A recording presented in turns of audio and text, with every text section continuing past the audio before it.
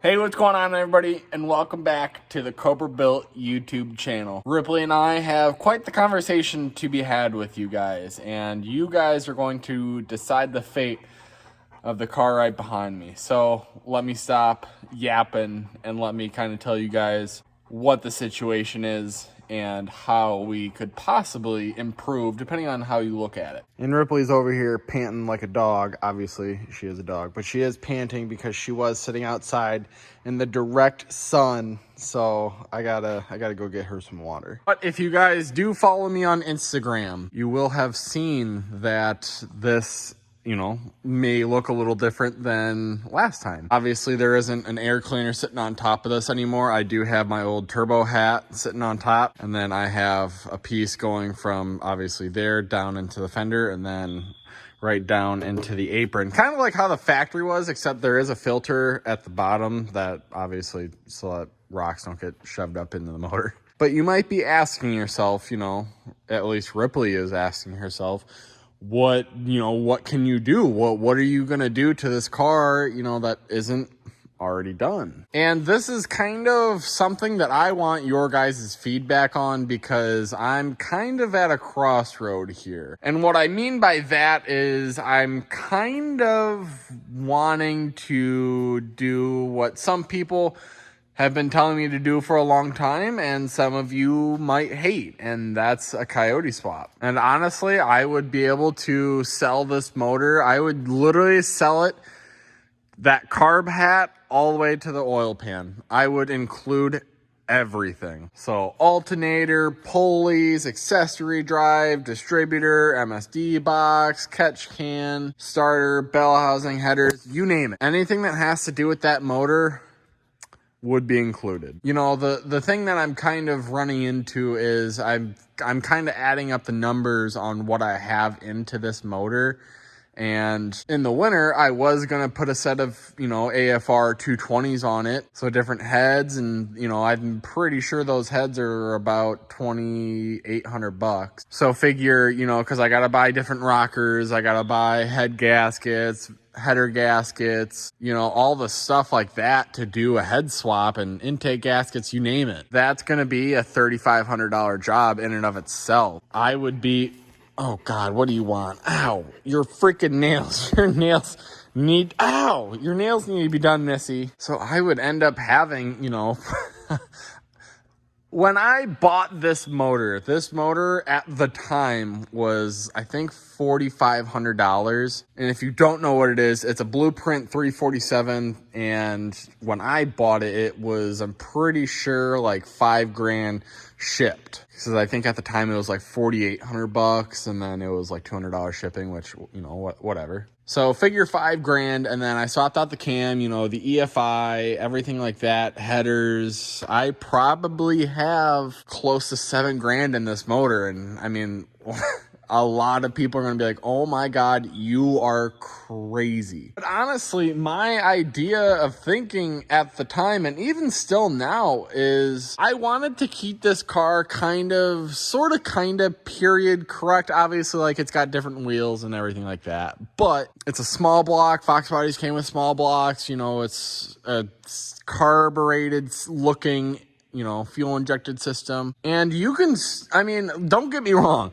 this motor boogies. If you guys have watched any of the races, you guys obviously know this motor and car holds its own very well against modern cars. And obviously, if you guys have been watching the channel for a long time, you will know that, I've done a COYOTE swap before. So I'm very familiar with all the little stuff that you need and everything like that. But one thing that Ripley asked me just now is, if you were to do a COYOTE swap, what, would you leave it NA? What would you do? Gen 1, Gen 2, Gen 3? And that is a very good point, Ripley. I'm very glad that you asked that. I would either do a Gen 1 or Gen 2 Mustang motor. I wouldn't mess around with the truck stuff just because it's lower compression, makes less power, yada yada. Now, my idea kind of here is Gen 1, Gen 2, Gen 3, I would like to do a Gen 1 or 2. The reason I don't want to do Gen 3 is because I don't think they look as good. Not saying this is, gonna win awards or anything like that, even though it has won a couple. When I open the hood, I want everything to be nice, smooth, and then with Gen 3s, they have like the fuel pumps on the valve covers. They don't have coil covers, nothing like that. So it literally just looks like a bunch of plastic. Granted, Gen 1, Gen 2 is a bunch of plastic as well, but it looks nicer, it's more dressed. And honestly, I would probably, and this is the thing that I always have a hard time with. Obviously, like, I don't have the money right now to do like the boosted life or anything like that. If I were to do boost, it would be a Whipple. And a lot of my drivetrain will work for a Coyote. All I would have to do is just get, obviously, the motor, control pack, K-member, bell housing, because my TKX will bolt up to a Coyote. I just need different bell housings, obviously. But honestly, it would be a Gen 1, Gen 2. It's honestly just whatever's available. And I know parts for Coyote Swap right now, just like everything else in this world right now, everything's kind of on back order. So, you know, I'm sure, you know, headers are on back order. You know, I last time I checked, control packs were on back order. But honestly, I want your guys' feedback. I know you guys love seeing what small block Fords can do, and I do as well. I really enjoy my small block Ford, but I, you know, do know that Coyotes are just not the future, because people were doing 2-valve and 3-valve swaps back in the day, and look how stupid they look now. A Fox body, in a Fox body. So, you know, if you swapped into a Fox body, 2-valve or 3-valve, then, you know, you look kind of silly now. So that was kind of my fear as well with doing a Coyote. You know, how will the Coyote look in 10 years when everything's, you know, maybe hybrid, and you can make Fox body a 6-second electric car, you know, whatever. This car will never be electric, but you catch my drift as to what I'm saying. You know, what's the next bigger and better thing than a Coyote? Or is the Coyote the end of the era for Ford and, you know, motors? You know, I know people are gonna say Godzilla. I don't want to do a Godzilla. I'll just lay that to rest right now. But like I said, I want your guys' opinion on what to do. You know, Coyote, keep the small block Ford, put heads on it. You know, it just kind of comes down to a money thing. I'm not at that point in my life yet, let's just say. But what a better time than now to tell you guys to hit that like button and help me out. You guys can help me get there. Obviously, if I did do the swap, I would do videos along the way. And, you know, it's almost the end of June, beginning of July. So, you know, the car might be down for a month or two. However, you guys might also be asking yourself, you know, what would you ask for this motor? Well, I would be selling it from oil pan all the way up to that hat, like I said. So you would get the alternator, everything like that, done deal. Here you go, have it, plug and play.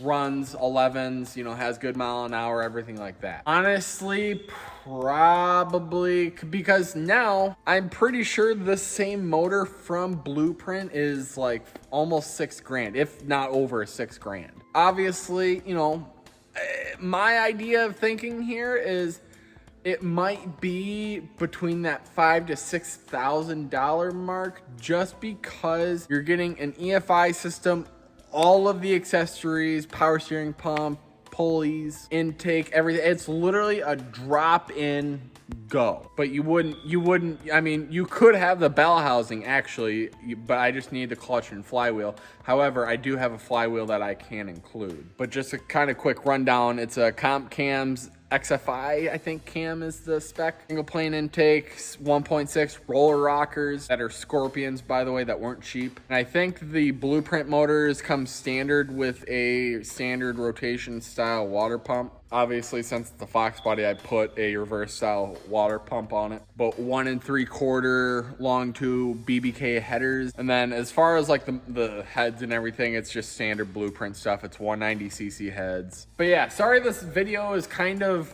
me just sitting here talking, but I want your guys' opinion on what to do with this thing. You know, if you guys want to see me do the small block life, you know, let's do it. If you want to see me do the Coyote life, more than happy. I'll show you guys what it takes to do along the way, which honestly, That's what I should have done with Jason's pace car. The reason I didn't do that was because that was a huge learning curve for me, and I didn't really do the whole YouTube thing, and I still don't really do the whole YouTube thing. I just kind of do this for fun. I don't do it for views or money like that, so it's just kind of fun for me. But Ripley is telling me that I gotta end this video and let her outside. But if you guys are stopping in for the first time, please make sure to hit that like and subscribe button.